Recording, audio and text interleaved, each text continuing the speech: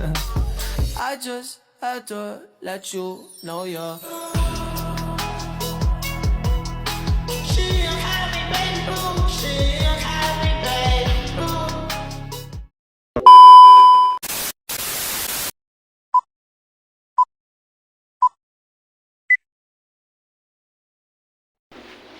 Assalamualaikum warahmatullahi wabarakatuh.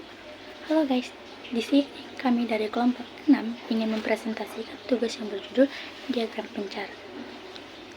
Pertama-tama saya akan menjelaskan tujuan dari diagram pencar.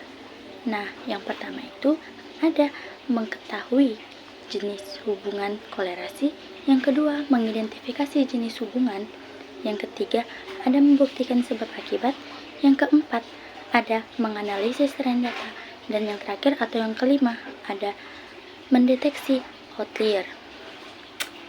Selanjutnya saya akan menjelaskan tentang definisi diagram pencar.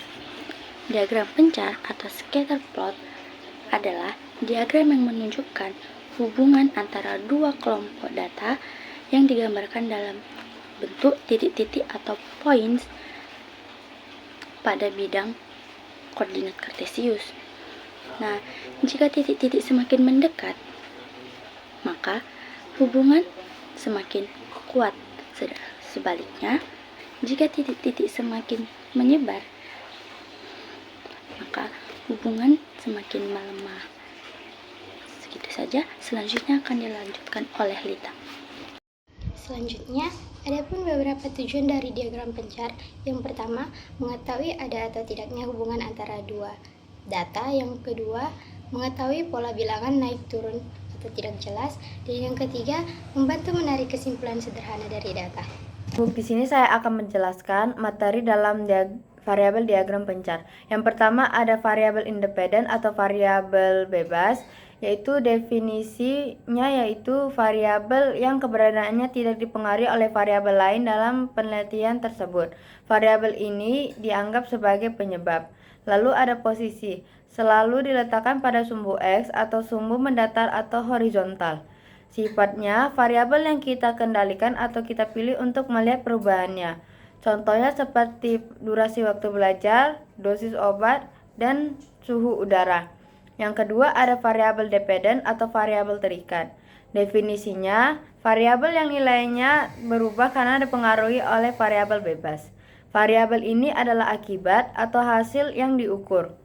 Sifatnya adalah nilainya bergantung sepenuhnya pada apa yang terjadi pada variabel X.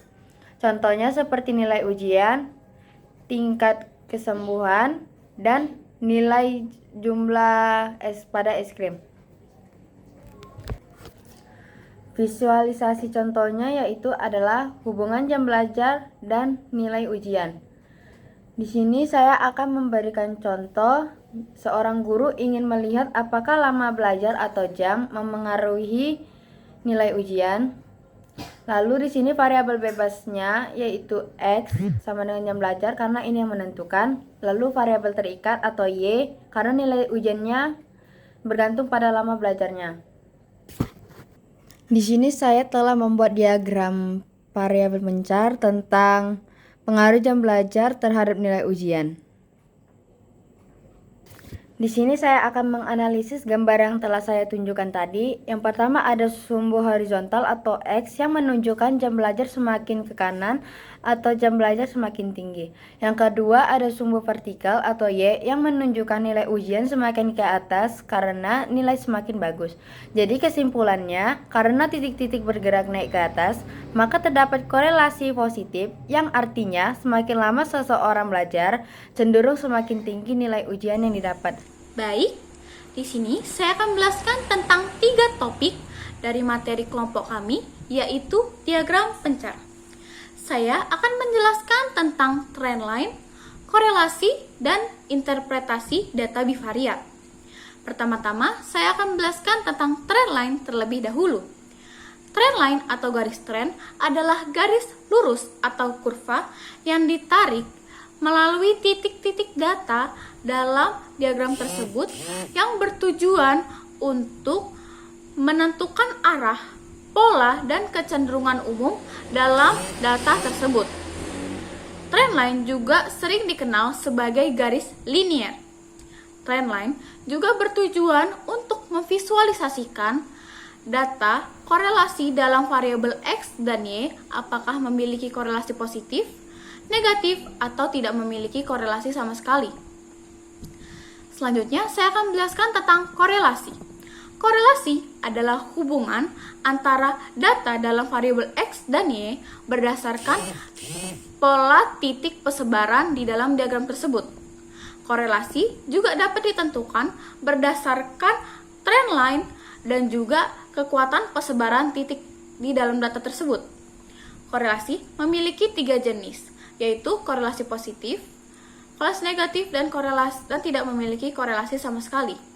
Pertama-tama saya akan menjelaskan tentang korelasi positif. Korelasi positif adalah korelasi atau hubungan di mana titik-titik data dalam diagram tersebut cenderung naik dari kiri bawah ke kanan atas.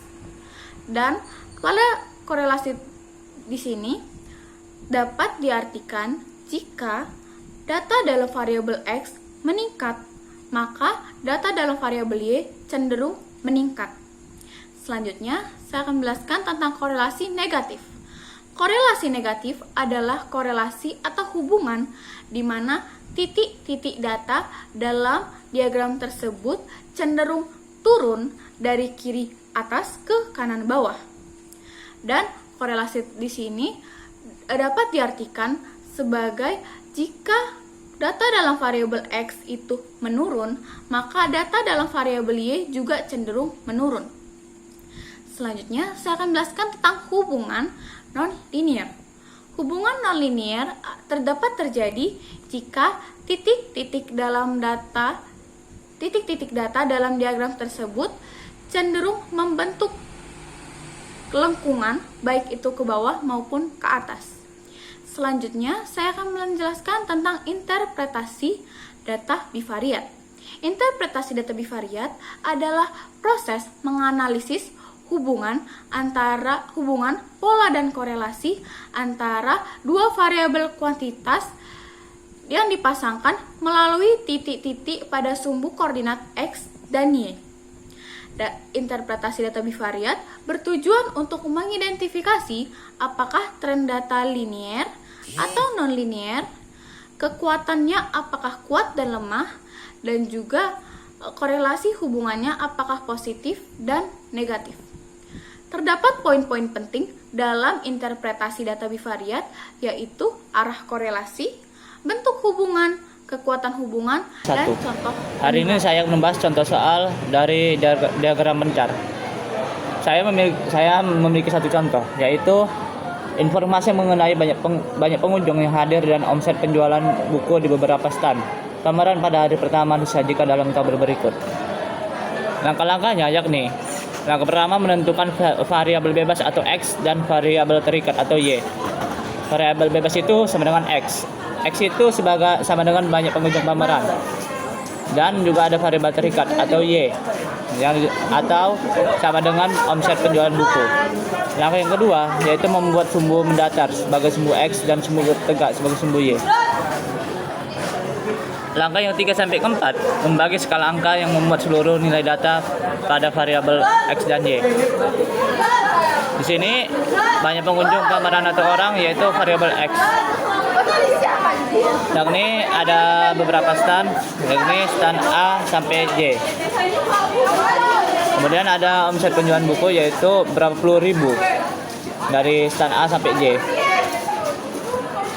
Dan di banyak pengunjung pameran, paling banyak orang datang ke pameran tersebut ada 29 orang. Dan paling sedikit itu sebanyak 27. Dan omset penjualan paling besar itu Rp88.000 dan yang paling kecil adalah Rp79.000. Di stand A terdapat sebanyak 22 pengunjung dan juga 82.000 untuk sebagai omset. Jika kita menaruh di diagram pencar, maka 22 itu berada di antara angka 21 dan 23, yakni di sini. Dan juga 82 itu berada di antara 83 juga 81. Berarti di sini. Berarti dia di sini. Sesuai. Oke, lanjut. Di stand B terdapat 28 orang dan omsetnya Rp86.000. Jika kita hitung 28 orang itu yakni di antara angka 27 dan juga 29. Yakni di sini.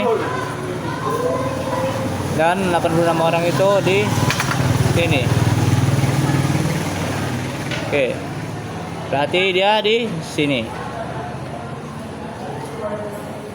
Yang ketiga, stand C ada 24 orang dan Rp81.000.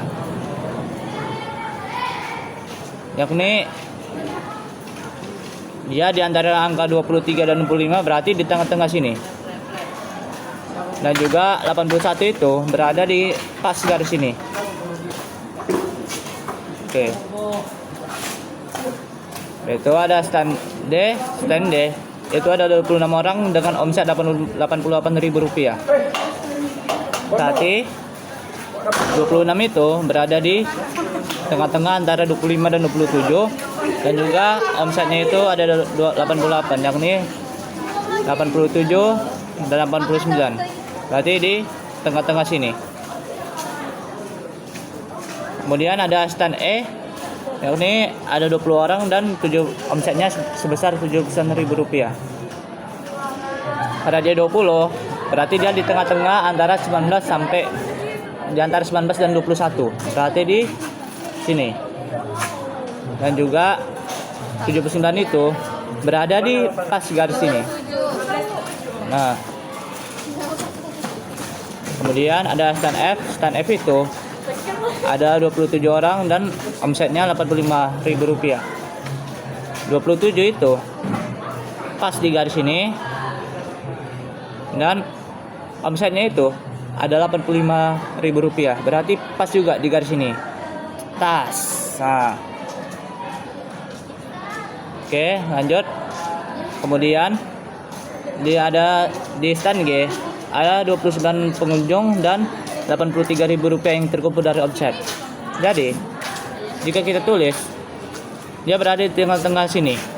Nah, pas di garis, dan juga Rp83 itu Rp1.000 berada pas di garis sini. Oke, pas. Lanjut.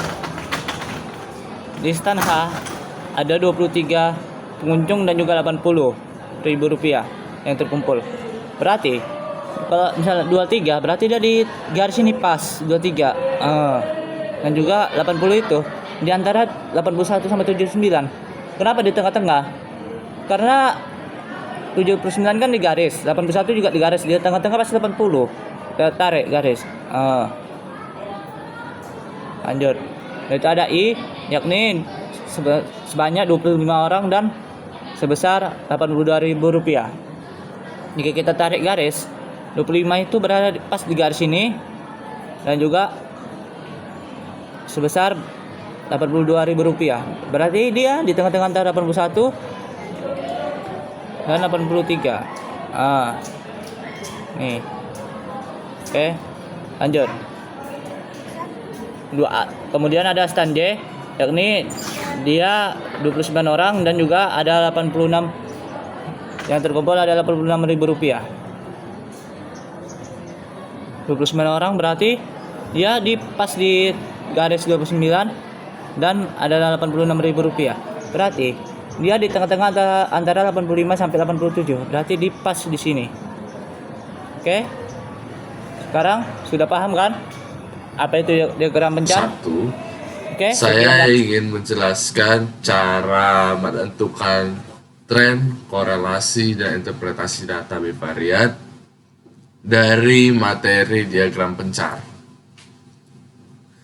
Oke, di sini ada contoh soal yang telah dibahas oleh teman satu kelompok saya.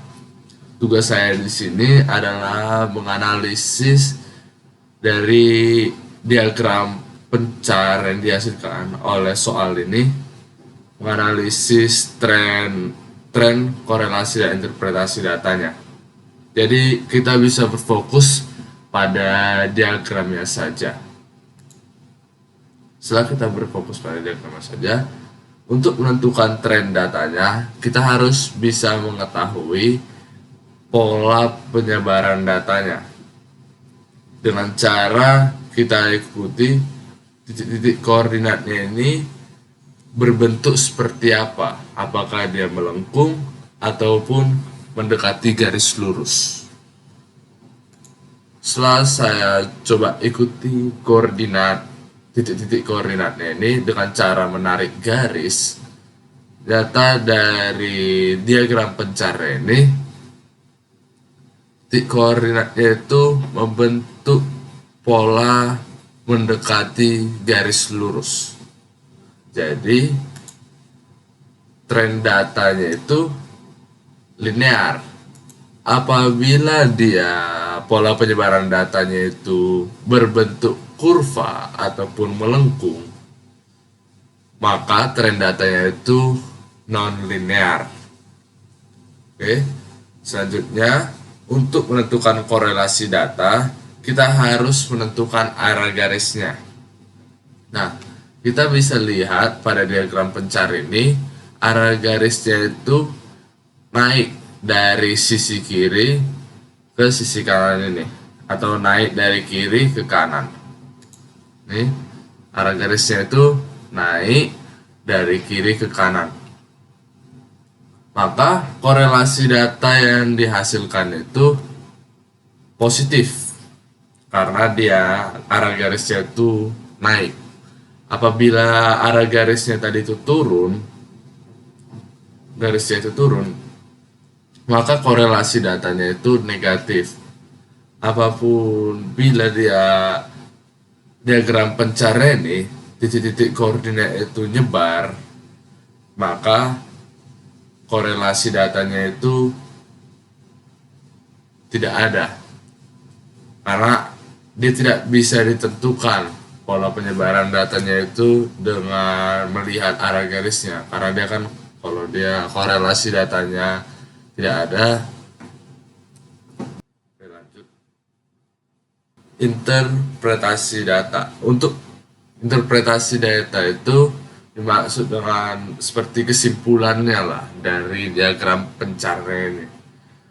Interpretasi data yang saya dapat dari diagram pencarnya ini, yaitu semakin meningkat nilai variabel X, maka semakin meningkat nilai variabel Y, ataupun dia mengikuti diagram ini semakin meningkat banyak pengunjung pameran, maka semakin meningkat juga omset penjualan buku. Ini omset penjualan buku dapat dilihat dari soalnya. Ini nggak ditaruh ada gambar diagramnya ini ya, dia letaknya di variabel Y sebenarnya. Oke, jadi sekian penjelasan dari saya tentang cara-cara menentukan tren, korelasi, dan interpretasi data bivariat dari materi diagram pencar ini. Saya terima kasih.